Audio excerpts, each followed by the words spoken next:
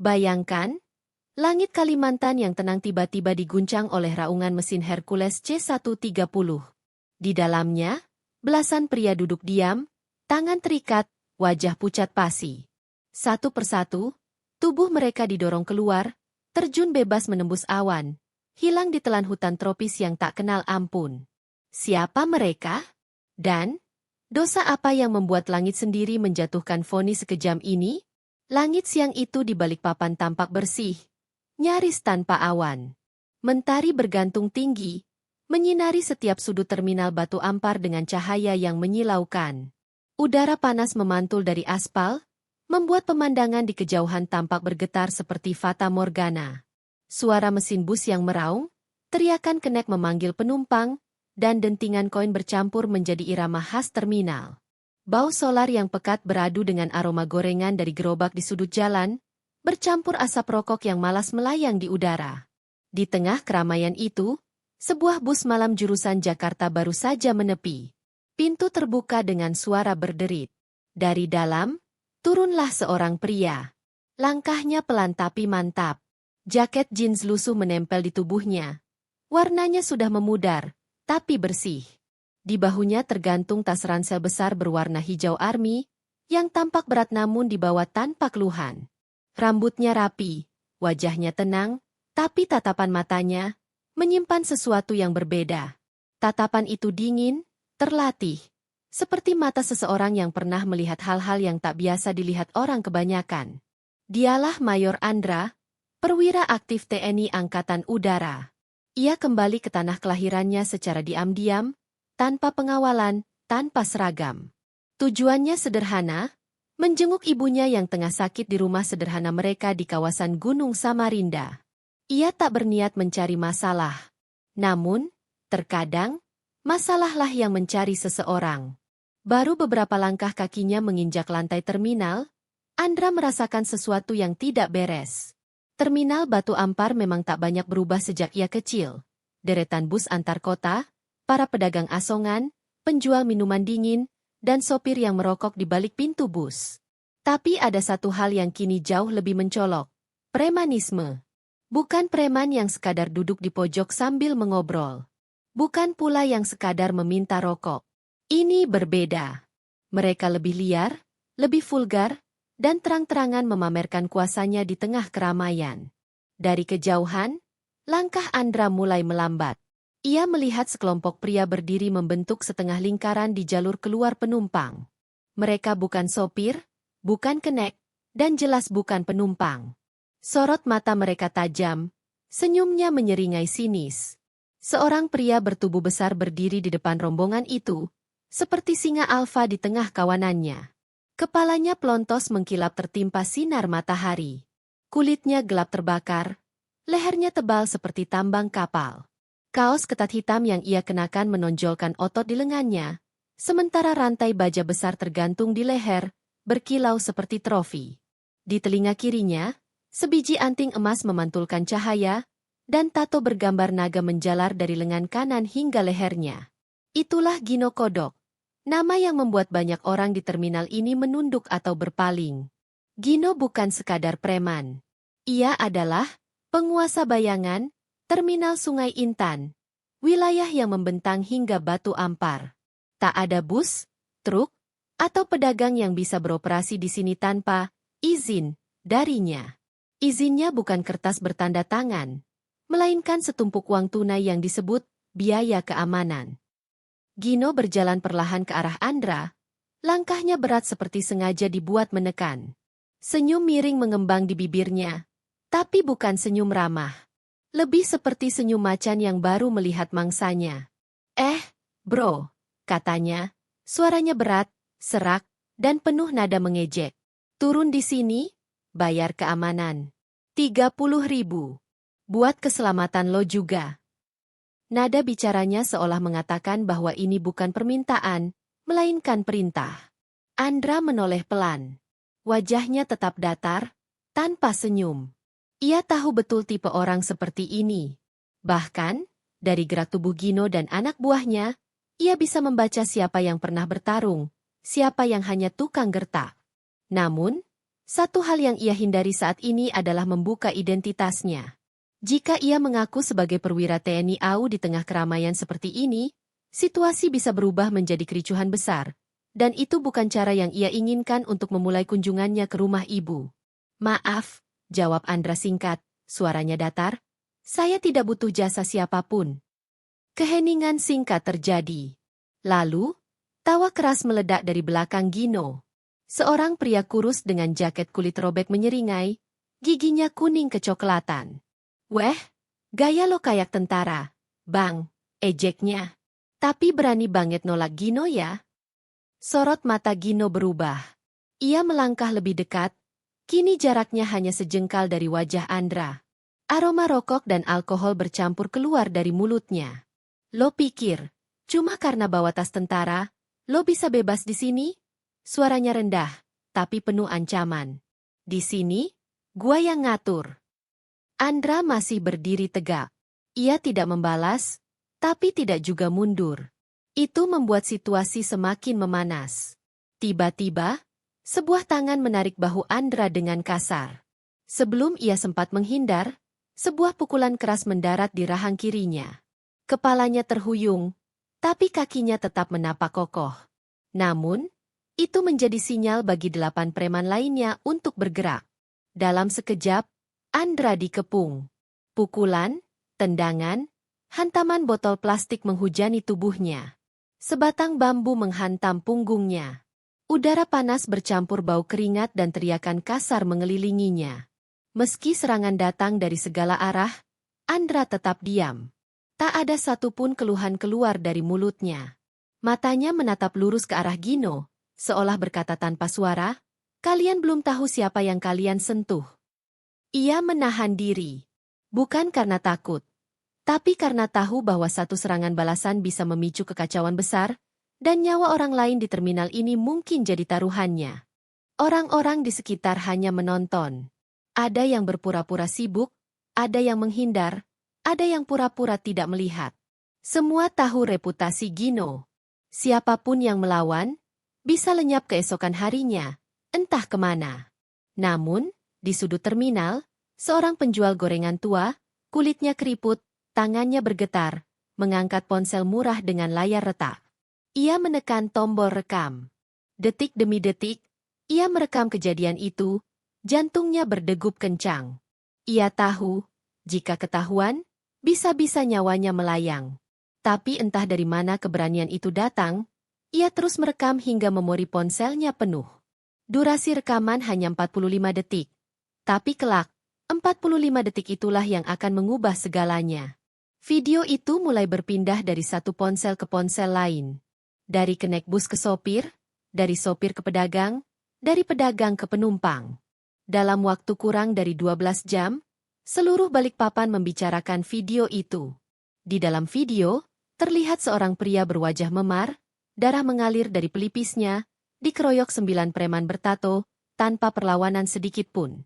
Judul video yang dibagikan di grup WhatsApp semakin memicu emosi, pria misterius dikeroyok preman terminal tanpa perlawanan.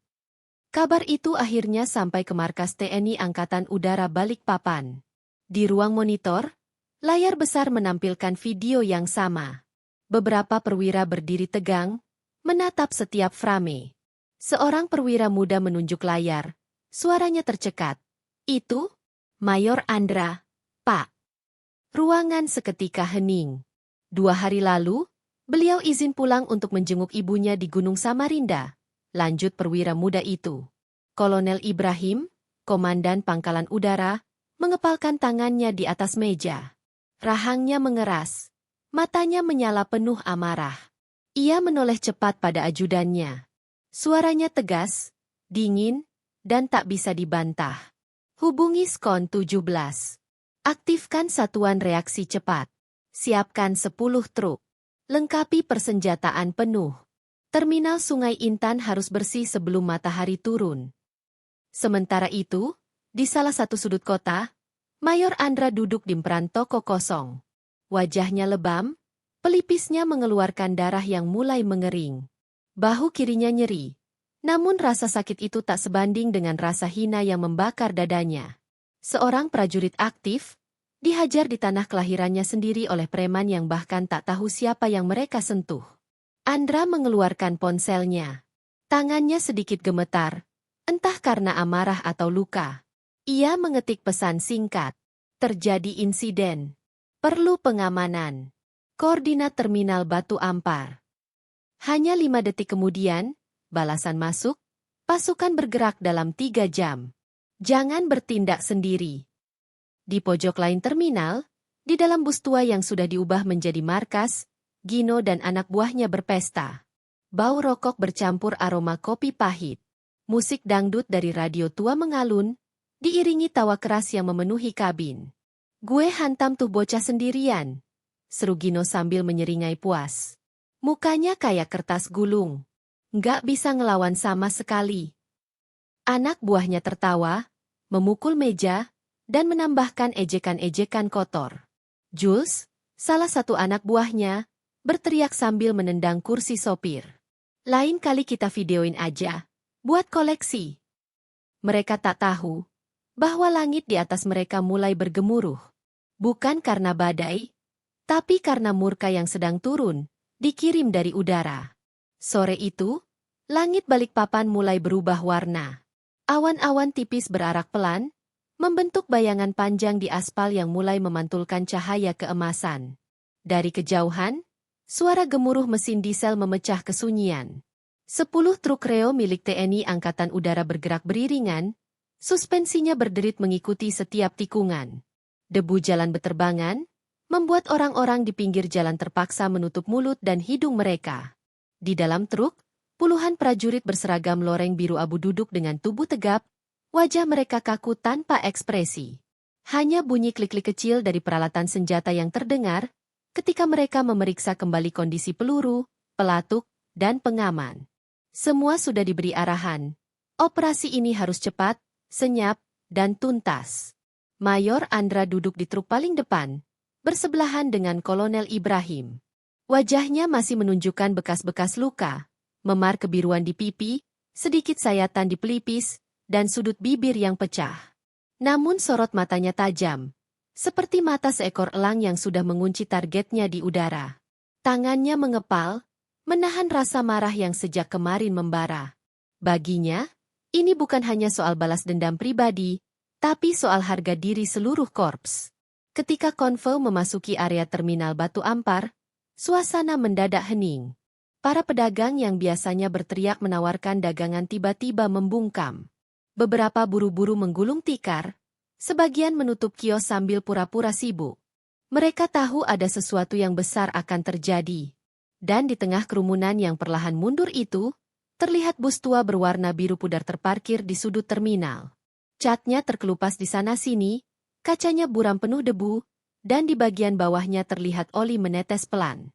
Itulah markas geng Gino. Mayor Andra menunjuk ke arah bus itu. Di situ, katanya singkat. Kolonel Ibrahim memberi kode dengan anggukan kepala. Dalam hitungan detik, pasukan menyebar. 4 regu mengurung bus dari segala sisi. Senjata serbu SS-2V4 rangkat dan mengarah ke titik masuk. 2 prajurit bergerak cepat ke pintu depan, sementara 2 lainnya siap di pintu belakang. Dari dalam bus, terdengar tawa kasar, suara dentingan botol, dan musik dangdut yang diputar keras dari radio tua. Mereka sama sekali tidak sadar bahwa pintu neraka sebentar lagi akan terbuka. Siap? Bisik salah satu prajurit di pintu depan. Siap. Jawaban datang singkat, padat. Berua. Pintu bus dihantam serentak dari 2 arah. Suara engsel berdecit disusul teriakan kaget para preman. Dalam sepersekian detik, moncong senjata sudah menempel di kepala mereka. Tidak ada ruang untuk melawan. Satu persatu, tangan mereka diborgol dengan cepat. Gino, yang duduk di kursi paling belakang sambil merokok, mencoba berdiri sambil memaki, tetapi 2 popor senjata menghantam bahunya hingga ia terjatuh. Apa-apaan ini? Kami warga sini, teriak Gino. Kolonel Ibrahim melangkah masuk. Sorot matanya dingin. Warga? Warga tidak memeras, tidak memukul prajurit negara di tanahnya sendiri. Gino terdiam, napasnya memburu. Tatapannya beradu dengan Mayor Andra yang berdiri di luar pintu bus, wajahnya keras seperti batu. Saat itu Gino tahu, inilah akhir dari wilayah kekuasaannya. Dalam waktu kurang dari 5 menit, seluruh anggota geng sudah digiring keluar dan dimasukkan ke truk militer. Terminal kini dipenuhi hanya oleh suara derap sepatu prajurit dan gemuruh mesin truk yang kembali hidup. Warga yang menonton dari kejauhan hanya bisa saling pandang. Sebagian merasa lega, sebagian lagi terkejut. Karena operasi ini benar-benar tanpa kompromi. Langit sore mulai meredup ketika konvoi mencapai pangkalan udara Balikpapan. Di ujung landasan, sebuah pesawat Hercules C-130 sudah menunggu. Tubuhnya besar dan kokoh, seperti raksasa logam yang siap menelan siapa saja yang masuk ke dalamnya. Lampu merah berkedip di ekornya, sementara baling-baling berputar perlahan, mengeluarkan dengung berat yang membuat dada bergetar. Para preman digiring satu persatu menaiki ram belakang. Mata mereka ditutup kain hitam, tangan tetap terikat. Mereka dipaksa duduk di lantai kargo yang dingin dan berbau logam bercampur oli. Di sekeliling mereka, beberapa prajurit duduk bersiaga dengan senjata siap tembak. Tak ada yang bicara. Hanya suara mesin yang makin lama makin menderu ketika pilot memajukan tuas gas. Mayor Andra naik terakhir, berdiri tepat di tengah kargo. Ia memandang satu persatu wajah tertutup itu. Dalam pikirannya, setiap orang di sini telah membuat warga takut, memukul pedagang yang menolak membayar, bahkan menusuk seorang sopir angkot beberapa minggu lalu. Hari ini, semua itu dibayar lunas, gumamnya pelan, namun cukup untuk didengar oleh Gino yang duduk paling depan. Pesawat mulai bergerak, berlari di atas landasan, lalu mengangkat diri ke udara. Getarannya membuat tubuh para preman sedikit terayun. Dalam waktu singkat, mereka berada di atas hutan Kalimantan. Hamparan hijau tak berujung, gelap di bawah bayangan senja. Di ketinggian tertentu, Mayor Andra memberi kode. 2 prajurit di dekat ram belakang bergerak, membuka pintu besar itu perlahan. Angin malam langsung menerobos masuk, menerpa wajah semua orang dengan hembusan dingin yang menusuk tulang. Suara mesin bercampur dengan deru angin membentuk raungan yang memekakkan telinga. Prajurit pertama menarik seorang preman berdiri. Dengan langkah cepat, ia digiring ke tepi ram. Beberapa detik kemudian, dorongan keras membuat tubuh itu hilang dari pandangan, melayang bebas menembus udara sebelum lenyap di balik kanopi hutan. Tidak ada teriakan panjang, hanya satu teriakan singkat, lalu sunyi. Satu persatu preman digiring dan dijatuhkan dengan pola yang sama. Beberapa berusaha melawan, tetapi borgol dan pegangan besi para prajurit membuat perlawanan itu sia-sia. Tubuh mereka hilang di telan gelapnya malam dan lebatnya pepohonan. Hingga akhirnya, tersisa hanya Gino. Ia dipaksa berdiri. Napasnya memburu cepat, keringat dingin membasahi pelipisnya meskipun udara di dalam pesawat menusuk. Penutup matanya ditarik kasar, dan ia langsung berhadapan dengan Mayor Andra. Wajah Andra tampak lebih tenang daripada kemarin, tetapi di balik ketenangan itu ada api yang membakar. Ia menatap Gino lekat-lekat, lalu berkata dengan suara rendah namun tegas. Kau pukul prajurit di tanahnya sendiri. Kau injak harga diri bangsa. Maka hari ini, aku kirim kau ke tempat yang lebih sunyi dari kesombonganmu. Gino mencoba bicara, bibirnya bergetar, tapi angin dan suara mesin membuat suaranya tenggelam. 2 prajurit menariknya ke tepi ram. Andra hanya menatap tanpa berkedip. Dorongan terakhir itu mengakhiri segalanya. Tubuh Gino melayang ke udara, kemudian lenyap di kegelapan hutan Kalimantan. Hutan yang tak pernah memberitahu siapa saja yang masuk dan tak pernah keluar. Di dalam pesawat, ram ditutup kembali. Sunyi merayap, hanya tersisa dengung mesin dan tarikan napas para prajurit. Mayor Andra menatap keluar jendela kecil, memandangi garis cakrawala yang memerah di ujung barat. Ia tahu, malam ini Balikpapan akan lebih tenang. Dan mungkin, pesan ini akan menyebar lebih cepat dari yang ia bayangkan. Jangan pernah sentuh kehormatan seorang prajurit. Sejak hari itu, terminal Batu Ampar berubah. Tak ada lagi pungli, tak ada lagi mata liar mengintai penumpang. Di dinding terminal, sebuah mural Mayor Andra berdiri gagah dengan tulisan. Keberanian adalah ketika kau melangkah walau sendirian. Keberanian sejati, Bukan soal teriakan atau sorotan kamera. Kadang, ia datang dalam diam, tapi mengubah segalanya. Kisah ini memang fiktif, tapi hikmahnya nyata. Bahwa kesombongan yang menindas akan mendapat ganjaran, dan ketulusan yang setia membela akan dijaga oleh kekuatan yang lebih tinggi. Dan mungkin, tak semua keadilan datang dengan suara lantang. Kadang, ia turun, senyap dari langit. Jika Anda suka cerita penuh ketegangan dan makna seperti ini, klik subscribe, nyalakan loncengnya, dan tulis pendapat Anda di kolom komentar. Sampai jumpa di kisah berikutnya. Wassalamualaikum warahmatullahi wabarakatuh.